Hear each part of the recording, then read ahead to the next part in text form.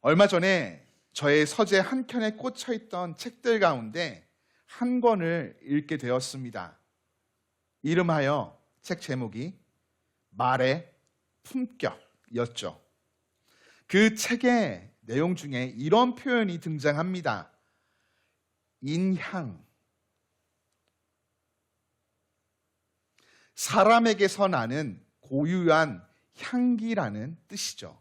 인향. 우리가 어떤 사람과 오래 지내다 보면 그 사람에게서 향기 같은 것을 느끼게 됩니다. 그 향기는요, 향수나 섬유 유연제에서 나는 냄새가 아니라 그 사람의 말에서 풍겨 나오는 향기이죠. 우리가 평소에 잘 느끼지 못하지만 말은 생각보다 많은 것을 드러냅니다. 말에는 그 사람의 성품과 가치관이 담겨 있습니다. 그리고 그 사람이 어떤 삶을 걸어왔고 또 지금 걸어가고 있으며 그 마음에는 무엇으로 채워져 있는지가 자연스럽게 풍겨 나오죠. 그래서 인향이라고 부르는 것이죠.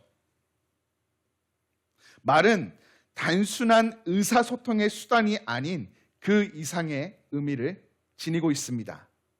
그 사람의 삶의 방향과 중심을 보여주는 창이 되는 것이죠. 말이 거칠어지면 마음이 지치고 힘들다라는 신호가 될 수 있고, 또 말이 따뜻해지면 그 사람 안에 어떠한 변화가 일어나고 있다라는 신호가 될 수도 있습니다. 그렇다면 우리는 이런 질문을 해볼 수 있겠죠. 지금 내 말에서는 어떤 향기가 나고 있을까? 성경은 이 질문을 마주한 우리를 더 깊은 자리로 이끌고 갑니다. 우리가 일상에서 겪는 말의 문제가 단순히 말솜씨나 화술의 문제가 아니라 신앙의 문제일 수 있다는 것이죠. 바로 우리가 성령의 다스림에 어떻게 응답하고 있는가에 대한 문제입니다. 이쯤에서 말에 대한 내용을 전하다가 뜬금없이 왜 성령의 다스림인가 의아하다 생각하시는 분이 계실 것이에요. 그런데 말이죠, 사실 말은 성령의 다스림과 매우 밀접한 관계를 맺고 있습니다. 말은 단순히 훈련으로만 되는 것이 아니라 궁극적으로 그 사람 안에 무엇이 가득 차 있는지가 흘러나오는 통로이기 때문이죠. 그래서 우리는 말을 고치기 전에 마음의 중심을 먼저 새롭게 해야 합니다. 우리 마음의 중심을 새롭게 하시며 다스리시는 분이 계신데 그분이 바로 성령님이시죠. 하나님께서 자녀된 우리에게 원하시는 것은 말을 더 기술적으로 유창하게 잘하라는 것이 아니에요. 성령으로 충만한 일상을 살아가라는 것입니다. 성령으로 충만할 때 우리 말에는 의도적으로 꾸미지 않아도 예수 그리스도의 향기가 배어나옵니다. 그리고 그러한 말에는 생명을 살리는 능력, 선한 영향력이 담겨서 흘러가게 되죠. 오늘 본문은 예수 그리스도의 향기가 깃든 말이 어떻게 시작되었는지를 보여줍니다. 우리가 펼친 사도행전 2장은 오순절 날에 일어난 사건을 기록하고 있습니다. 예수님이 승천하실 때 주신 말씀, 예루살렘을 떠나지 말고 아버지께서 약속하신 것을 기다리라, 이 명령에 순종하여 제자들을 포함한 약 120여 명의 사람들이 약속하신 성령을 기다리며 열흘이라는 시간 동안 한 곳에 모여 함께 기도하고 있었죠. 그때 하늘로부터 급하고 강한 바람 같은 소리가 들려 온 집을 가득 채웠고, 불의 혀처럼 갈라지는 것이 나타나 각 사람 위에 임하게 됩니다. 성경은 이어서 이렇게 기록하죠. 그들이 다 성령으로 충만함을 받고 성령이 말하게 하심을 따라 다른 방언으로 말하기를 시작하니라. 아멘. 네. 우리가 잘 알고 있는 오순절 성령 강림의 사건이죠. 이때 그곳에 있던 사람들은요, 성령의 충만한 임재의 역사를 경험하며 자신들만의 체험으로만 간직하며 그곳에 머물러 있지 않았어요. 나가서 천하 각국에서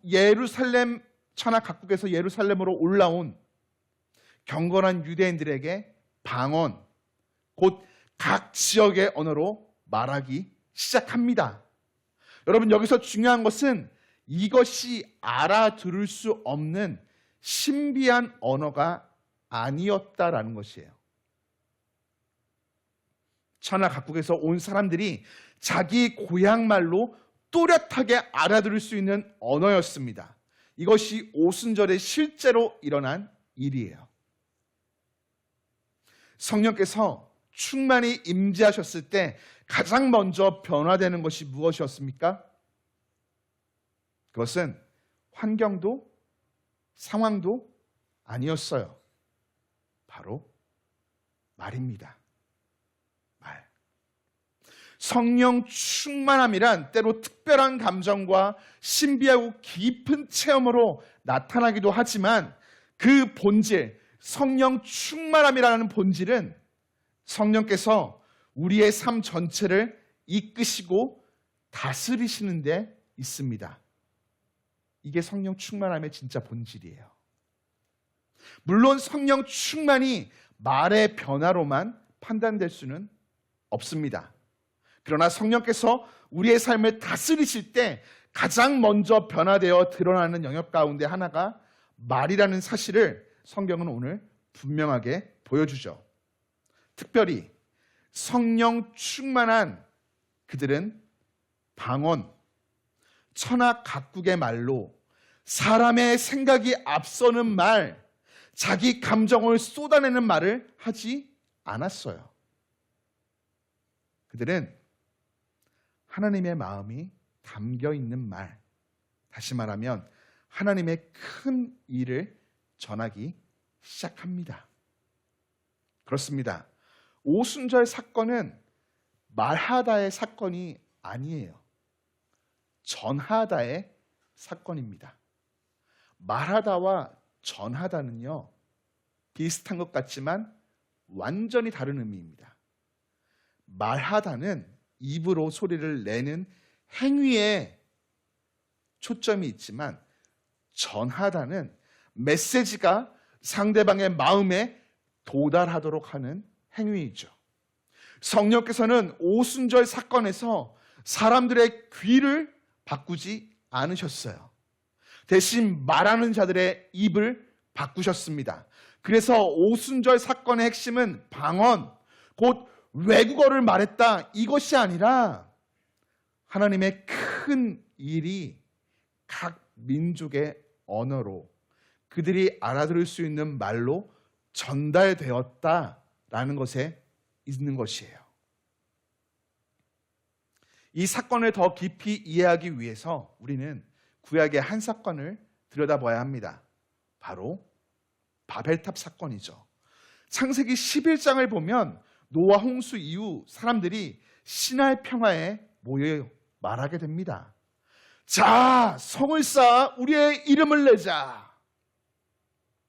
여러분, 바벨탑을 쌓은 이유는 분명했어요. 자기 이름을 높이기 위함이었습니다. 그래서 그들은 그 말을 통해 자기를 높이고 자기를 드러내었죠. 그 결과가 무엇입니까? 언어가 혼잡해졌으며 사람들은 서로를 이해하지 못하게 되었습니다. 자기를 높이기 위해 사용된 말은 결국 관계를 무너뜨리고 공동체를 흩어지게 만듭니다. 그러나 오순절은 정반대예요. 성령이 임하셨을 때 그들의 말은 더 이상 자기 자신을 드러내는데 사용되지 않습니다. 그들의 말은 하나님의 큰 일을 전하는데 사용되었습니다. 자기의 능력을 말하지 않고 자기의 경험을 과시하지 않습니다. 그들의 입술을 통해 흘러나온 것은 오직 하나님이 하신 일이었습니다. 바벨탑 사건이 인간의 교만으로 언어의 혼란을 가져왔다면 오순절 사건은 하나님의 은혜로 소통의 회복을 가져왔습니다. 이것이 바로 성령 충만한 사람의 일상에서 드러나는 분명한 표지입니다. 성령이 임하시면 말의 내용만 바뀌는 것이 아니라 말의 방향이 달라지게 됩니다. 자기를 높이던 말이 하나님을 높이는 말로, 사람을 상처내는 말이 사람을 살리는 말로 바뀌게 되는 것이죠. 그렇다면 성령 충만한 그들이 전했던 하나님의 큰 일이란 무엇일까요? 네, 이것은 복음이죠. 복음은 우리가 다 알듯이 이렇게 요약할 수 있습니다. 하나님이 죄인인 나를 사랑하셔서 독생자 예수 그리스도를 이 땅에 보내어 그분이 십자가에서 나의 죄를 대신 지시고 죽으셨고 사흘 만에 부활하셔서 나를 구원하셨습니다. 믿으십니까? 아멘. 이 복음의 핵심을 한 문장으로 요약하면 이렇게 말할 수 있을 것 같아요. 하나님이 나를 사랑하십니다. 그리고 하나님이 당신을 사랑하십니다. 성령으로 충만한 사람의 말에는요, 이 복음의 향기, 예수 그리스도의 향기가 자연스럽게 묻어납니다. 설령 하나님이 나를 사랑하십니다, 하나님이 당신을 사랑하십니다 라는 문장을 직접 사용하지 아니할지라도 우리가 사용하는 여러 말 속에서 우리 안에 함께 계시는 예수 그리스도의 생명, 그 향기가 자연스럽게 묻어나는 것이죠. 인향처럼 말이죠. 그 말이 사람을 살리는 말, 복음을 전하는 말이기 때문입니다. 여러분, 성령 충만함을 통해 변화된 이 복음의 향기가 깃든 말은요, 교회 안에서만 사용하라고 하나님께서 우리에게 허락하신 것이 아니에요. 상상해 보세요. 그날 이 120명의 사람들이 그 다락방의 안에 갇혀서 이 말을 했을까요? 아니요. 다 그 방에서부터 나와서 예루살렘 광장 곳곳으로 골목으로 뿔뿔이 흩어져서 천하 각국에서 온 수많은 사람들에게 그들의 말로 하나님의 큰 일을 전했을 것입니다. 하나님이 우리에게 성령의 충만한 가운데 말을 바꾸셨을 때 그 말은 교회 안에서, 이 공간 안에서 하라고 주신 것이 아니에요. 이 공간뿐만 아니라 우리의 일상의 모든 자리로 흘러갈 수 있도록 우리에게 주신 것입니다.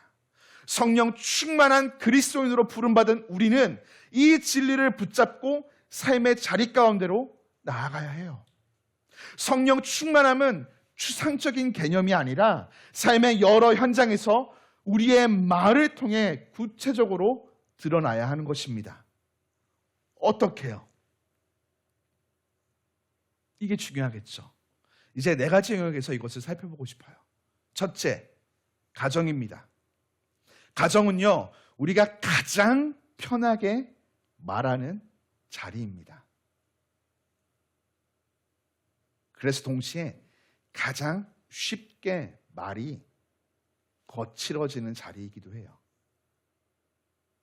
성령 충만한 사람들의 말은 가정에서 가장 분명하게 드러납니다. 지적과 잔소리로 가득한 말이 아니라, 판단과 비교로 상대방을 깔아 뭉개는 말이 아니라 존재를 살리는 말. 괜찮다, 고맙다, 사랑한다라는 말이 오고 가야 하는 것이죠. 성령 충만한 그리스도인의 말에는 가족을 짓누르고 이겨야 할 대상이 아니라 사랑해야 할 대상으로 바라보는 시선, 그 예수 그리스도의 향기가 담겨 있습니다. 여러분, 오늘 집으로 돌아가며 스스로 점검해 보십시오. 우리 가족들은 내 말에서 어떤 향기를 맡고 있을까? 그리고 성령님께 내가 그리스도의 사랑이 담긴 말을 전할 수 있도록 충만한 은혜를 구하시기를 바랍니다. 둘째, 직장과 사회입니다. 여러분, 직장과 사회에서 우리는 말을 참 조심스럽게 합니다. 심사숙고하죠. 그러나 그 말이 늘 성령 충만한 말이라고는 말할 수가 없어요. 때로는 자기 방어를 위한 말, 책임 회피를 위한 말, 나를 돋보이게 하려는 말, 이런 말들을 해요. 이런 말들은 바벨탑의 언어와 매우 닮아 있어요. 자기 이름을 높이기 위한 말이죠.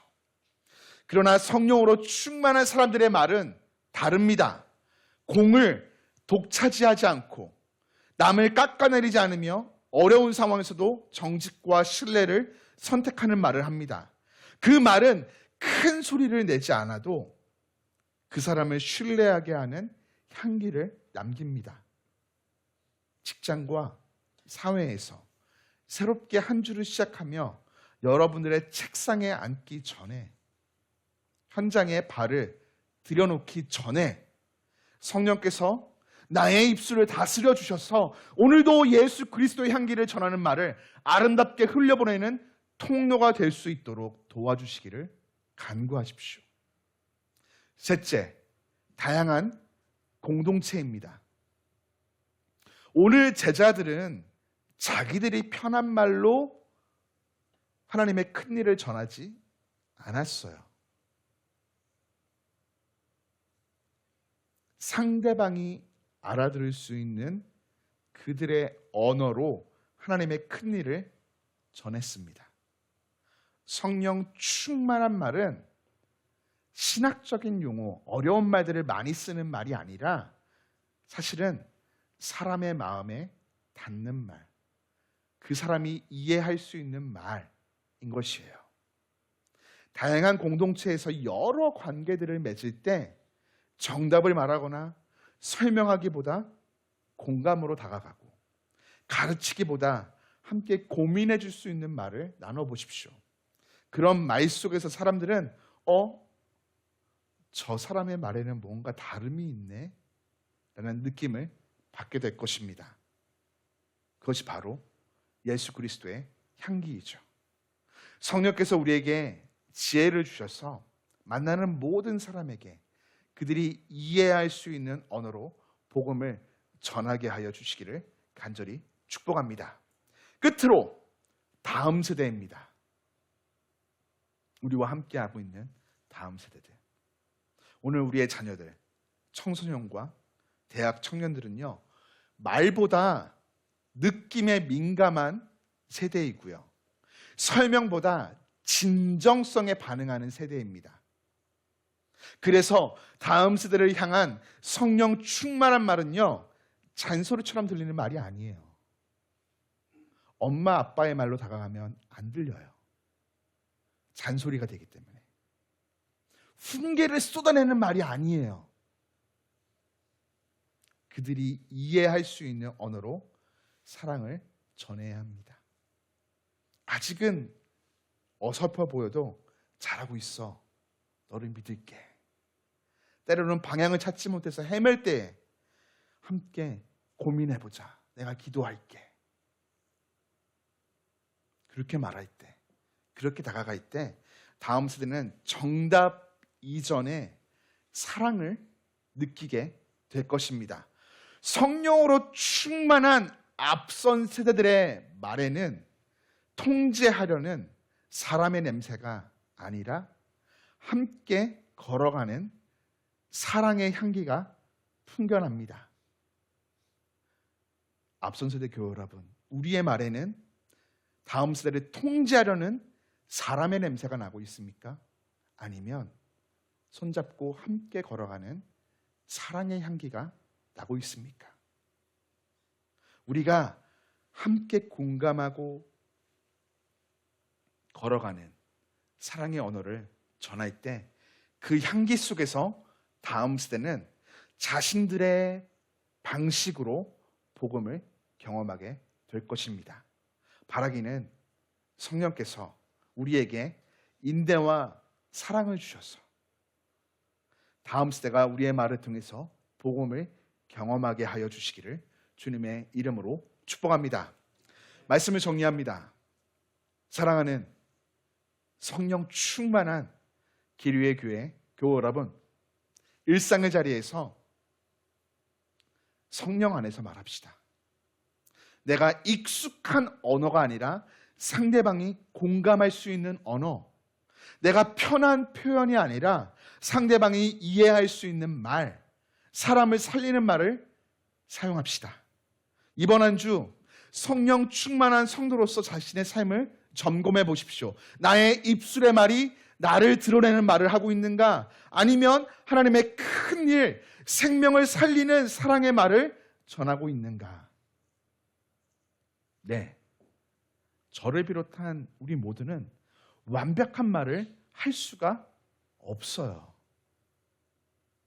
여전히 실수하고 다른 이들에게 상처를 주며 뒤돌면 후회하는 말을 하게 됩니다. 그러나 그럼에도 불구하고 좌절하지 마십시오. 성령께서 우리와 함께하고 계십니다. 믿으십니까? 아멘. 우리가 성령의 다스림에 자신을 내어드릴 때 성령께서 우리의 입술을 날마다 새롭게 변화시켜 주실 것입니다. 새로운 한 주 우리의 말을 통해 예수 그리스도의 향기가 여러분들의 가정 가운데, 여러분들의 섬기는 직장과 삶의 터전 가운데, 만나는 모든 사람의 관계 가운데 아름답게 전해지기를 주님 이름으로 축복합니다. 우리 이렇게 함께 두 가지